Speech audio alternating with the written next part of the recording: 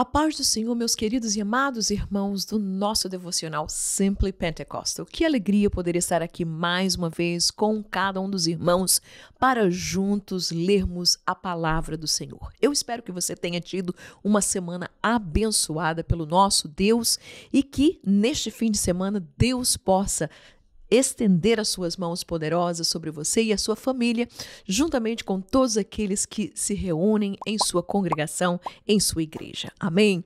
Portanto, nós estamos já no finalzinho do livro de Jeremias e estamos falando sobre algumas profecias que Deus trouxe através da boca de Jeremias contra várias nações que se tornaram inimigas de Israel durante o curso da sua história, especialmente nos tempos finais, antes da sua ida para a Babilônia. Portanto, nós vamos ver hoje sobre a profecia contra Damasco, esta cidade muito importante que estava na Síria, um reino arameu, e nós vamos ver o que foi que Deus ele fala para esta cidade, uma grande cidade muito importante, mas que Deus disse que ela seria destruída. Portanto, vamos assim ler a palavra de Deus juntos, se você tem a sua Bíblia, possamos abrir no livro de Jeremias, capítulo 49,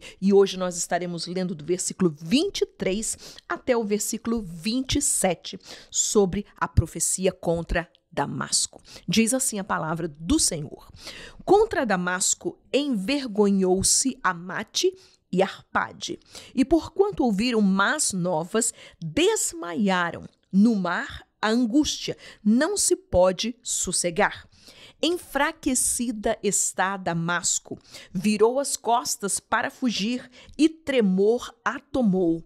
Angústia e dores a tomaram, como da mulher que está de parto.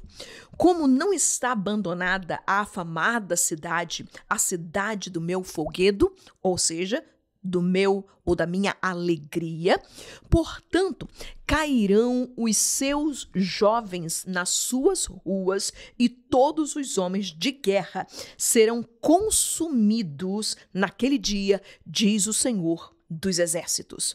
E acenderei fogo no muro de Damasco, o qual consumirá os palácios de Ben-Hadad. E Ben-Hadad foi um dos reis, não é, da Síria, e nós vamos ver esta palavra tão gloriosa para este povo, para esta cidade, para este país que era chamado Síria, mas a sua cidade capital era chamada de Damasco. Portanto, vamos lembrar e relembrar-nos sobre alguns pontos da história desta cidade que cruzam-se juntamente com Israel ou com Judá, para que nós possamos entender por que a palavra de Deus contra esta cidade. Por quê? Porque este país foi um dos grandes ferrenhos inimigos de Israel, tanto do reino de Judá como o reino de Israel,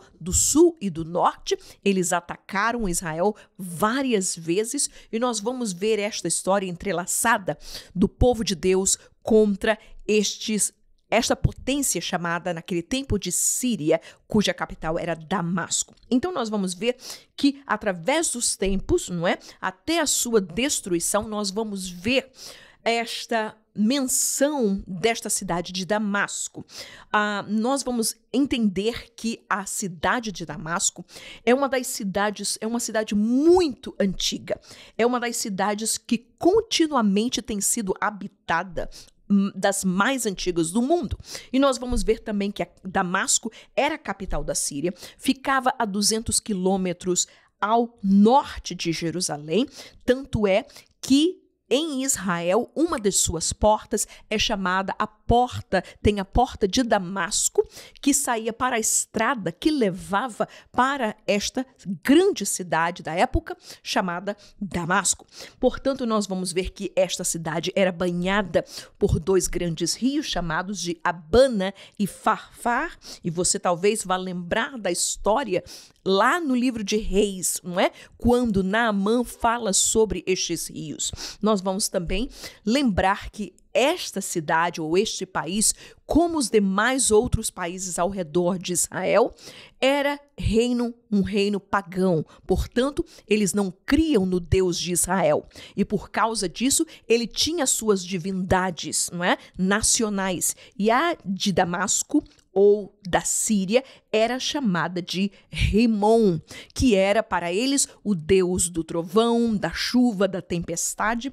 E nós vamos ver que Damasco era muito importante porque havia estradas, não é? Que cruzavam desde o Egito para o Oriente, que elas passavam por Damasco. Então as caravanas que trazia todo o seu comércio passava por esta grande cidade.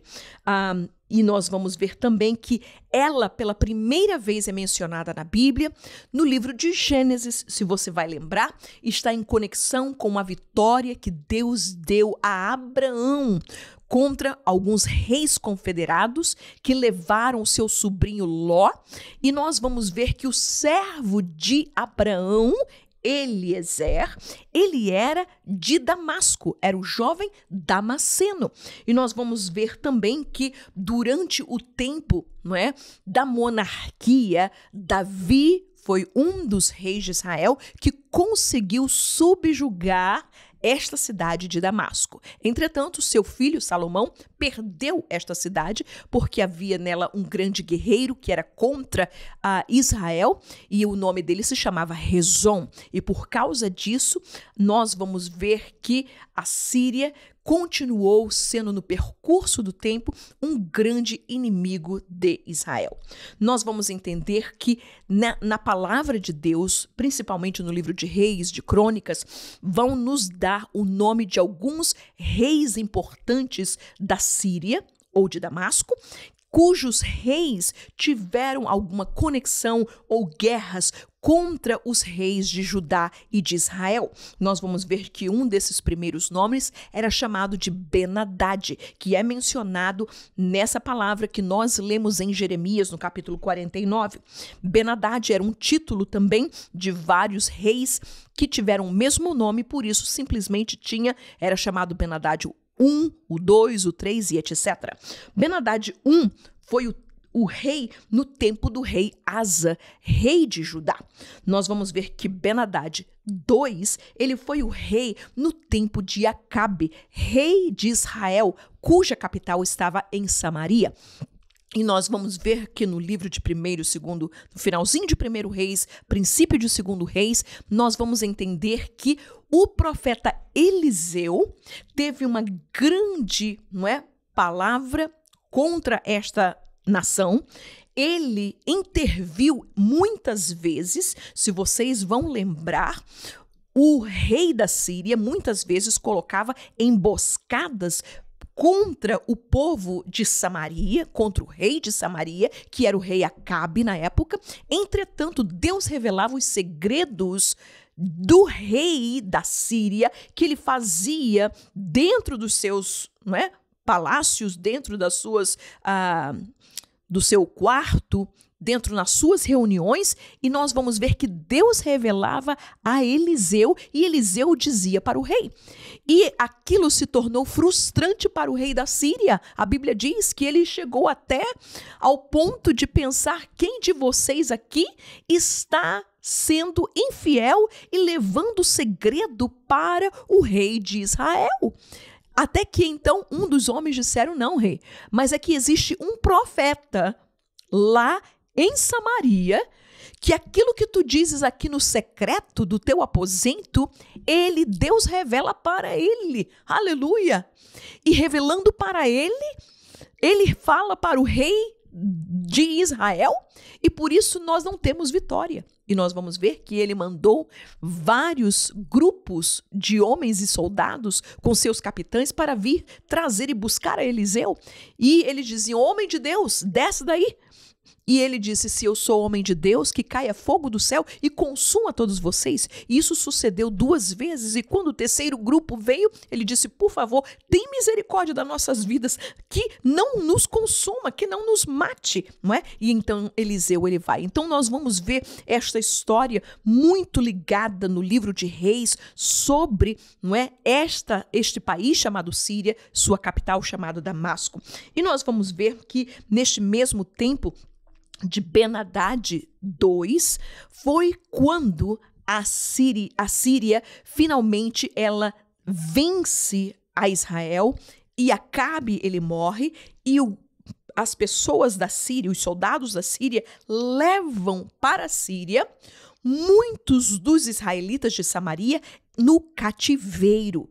E é nesta época, é neste tempo que a Bíblia nos diz que uma pequena jovem foi ser e parou para ser escrava, uma serva, na casa de Naamã, general do rei da Síria. E olha, meus irmãos, eu fico vislumbrada da graça de Deus para com a humanidade. E nós vamos ver nesta pequena história desta menina que diz para o seu senhor, que diz para a sua senhora, porque a Bíblia diz que Naamã era um homem valente, e sim, ele teve uma grande vitória contra Israel, matou o seu rei, levou o cativo. Entretanto, a Bíblia fala que ele era, apesar de valente, ele era leproso. E o testemunho daquela pequena jovem naquela casa, daquele homem sírio, disse, se meu senhor visse o profeta de Deus que está em Samaria, certamente ele oraria sobre você e ele curaria a sua lepra. E é quando o rei leva cartas, envia cartas, Ben-Hadad envia cartas para o rei de Israel e diz, olha, manda o profeta Eliseu para que cure o meu general. E você vê toda uma história e nós vamos ver a graça de Deus sendo revelada aí, nesta história, que apesar de ser inimigo de Israel, Deus ainda levanta o profeta Eliseu para poder trazer uma cura, para trazer uma vitória a um homem que era inimigo do seu povo, que tinha levado e que na sua própria casa tinha uma jovem escrava vindo de Israel.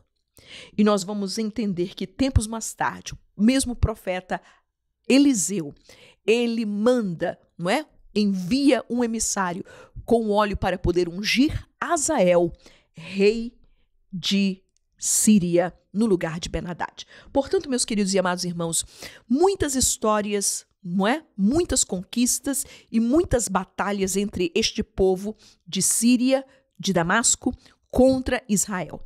Entretanto, nós vamos ver uma história sendo mudada também no Novo Testamento. Este país, cujo profeta Isaías, Amós, Jeremias, Zacarias profetizaram palavras contra esta nação, nós vamos ver que estas palavras e estas profecias se cumpriram, porque nós vamos ver que a Síria foi conquistada pela Assíria. E tempos mais tarde foi conquistada pelos babilônios. E nós vamos ver que na época do Novo Testamento, outra vez, outro fato muito importante acontece nesta cidade, que novamente tem uma grande influência naquela época, e a Bíblia nos fala que foi neste caminho de Damasco, saindo para ali, que Saulo de Tarso, ele vai para poder perseguir a igreja de Jesus, aos crentes que haviam se refugiado em Damasco, cuja igreja, cujo povo de Deus estava sendo liderado por um homem chamado Ananias. E quando a Bíblia nos fala que no caminho de Damasco, Deus encontra-se com Saulo de Tarso, e a Bíblia nos fala que ele, não é, cai sobre a terra, fica cego, é levado para Damasco e ali, entrando na rua direita, fica na casa de um homem e ali ele recebe, quando Ananias ele chega para ele, vem, ora por ele, Saulo de Tarso não somente é convertido, é batizado, é curado e se torna o grande pregador do evangelho. E Damasco se torna naquele momento um centro do cristianismo, um centro de evangelização, cuja igreja, cuja mensagem, não somente de Ananias, daqueles crentes, mas de Paulo também, que logo depois entra na sinagoga e começa a pregar, e nós vamos ver o evangelho de Deus florescendo naquele lugar sobre esta conversão. Portanto, nós entendemos que a palavra de Deus, ela se cumpre. E uma palavra muito interessante que está em Isaías, capítulo 17, versículo 1, que complementa o que Deus falou através de Jeremias no seu capítulo 49, diz assim: peso de Damasco. Eis que Damasco será tirada e já não será cidade, mas um montão de ruínas. E meus queridos, o que nós vemos hoje neste país chamado Síria, é exatamente o que nós vemos se tratando deste capítulo, não somente de Isaías, de Amós, de Jeremias. Com uma guerra civil que tem estado naquele país por mais de 13 anos agora, aquele país está completamente destruído, está um montão de ruínas. Portanto, meus amados irmãos, o que nós tiramos de todas essas lições que Deus ele fala para esta cidade, para este país chamado Síria, que foi sim um grande inimigo de Israel, mas que se tornou um centro de propagação do evangelho, mas que infelizmente hoje caiu tempos mais tarde sobre as mãos do islamismo, e nós vamos ver a desgraça que até o dia de hoje está ali. Nós entendemos que Deus ele dá tempo não somente ao homem para se arrepender. Deus ele dá tempo para nações para que possam abrir suas portas para o evangelho. Mas muitas vezes esses países que experimentaram o evangelho fecham as suas portas. Nós vamos ver uma derrocada completa que atinge não somente na área social, na área humana, na área política, na área de todos os níveis que nós podemos ver. Nós vamos ver a Europa, que foi e tivemos países que foram um berço do evangelho e que hoje, infelizmente, estão em uma derrocada. Isto é para que nós tenhamos temor de Deus, que nós possamos a cada dia, como crentes em Cristo Jesus, olhar para esses exemplos na história. Irmãos, a Bíblia Sagrada, ela está escrita, ela foi escrita para o nosso exemplo, para nos mostrar o caminho da salvação, para nos mostrar como nós devemos caminhar. Os seus exemplos daquilo que aconteceu com pessoas que se rebelaram contra Deus, que se rebelaram contra a voz e a mão de Deus sobre elas. Nós vamos ver o que aconteceu e o que tem acontecido. Porque Deus não está simplesmente sentado nos céus e o mundo abandonado sem ele saber o que é que está acontecendo. Não, Deus está no controle e tudo aquilo que ele falou, seja sobre Edom, sobre a Síria, sobre Damasco, sobre o Egito, sobre a Babilônia, irmãos, se cumpriu e tem se cumprido. Porque nós fecharíamos os nossos ouvidos, as nossas mentes e os nossos corações em pensar que o restante da palavra de Deus, ou aquilo que ainda haverá de vir, que a Bíblia diz que vai acontecer, não aconteceria. Sim, sucederá. Sim, acontecerá. Porque o nosso Deus não é o homem para que minta. Entretanto, da mesma maneira que Deus fez e teve compaixão de um homem, Ciro, que estava na sua pompa, que estava no seu auge como um grande general, porém leproso, e Deus deu uma oportunidade para ele, quando ele se banhou 7 vezes no Rio Jordão. Qual foi a sua palavra? Não existe em Damasco rios mais limpos como Abana e Farfar? Entretanto, a palavra de Deus foi: tem que descer no Jordão. Aleluia. Não é a sua vontade, não é a minha vontade, não é aonde eu quero, não é fazer o que eu bem penso que é o melhor para mim, mas é submeter-nos à voz de Deus, à palavra de Deus, à vontade de Deus. E quando nós nos submetemos, como fez Naamã, mesmo que na sua mente algo dizia: para quê? 1 vez, 2 vezes, 4, 5, 6... poderia ter desistido, mas os servos que estavam ao redor dele: meu pai, não disse o servo de Deus, o profeta de Deus, 7ª vez, mais uma vez. E quando se cumpriu a 7ª vez, o milagre sucedeu.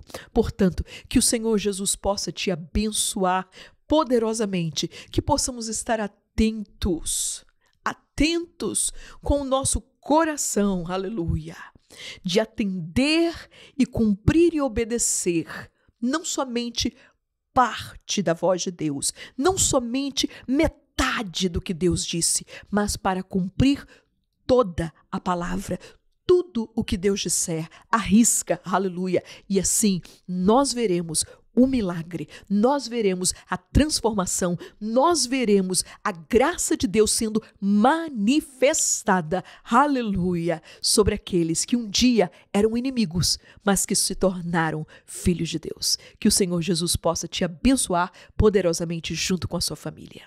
Amém.